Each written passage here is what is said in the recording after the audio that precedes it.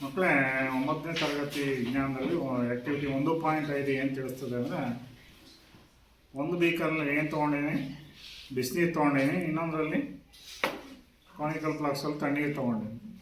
ಎರಡೂ ನೀರೇ ತೊಗೊಂಡಿದ್ದೀನಿ. ಎರಡಕ್ಕೂ ನಾನು ಪೊಟ್ಯಾಷಿಯಂ ಪರ್ಮಾಂಗನೇಟ್ ಅರಳುಗಳನ್ನು, ಕೆಲವೇ ಅರಳುಗಳನ್ನು ಹಾಕ್ತೀನಿ.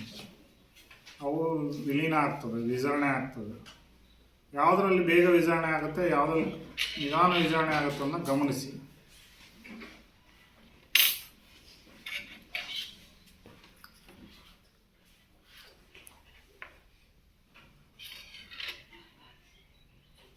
ನೋಡಿ, ಇಲ್ಲಿ ಗಮನಿಸಿ. ಯಾವುದರಲ್ಲಿ ಇದು ನೋಡಿ, ಬಿಸಿನೀರಿಗೆ ಹಾಕ್ತೀನಿ ಮತ್ತು ತಣ್ಣೀರಿಗೂ ಹಾಕ್ತೀನಿ.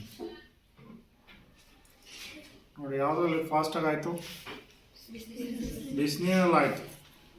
ನೋಡಿ, ಫಾಸ್ಟಾಗಿ ಬಿಸಿನೀರಲ್ಲಿ ವಿಲೀನ ಆಯಿತು.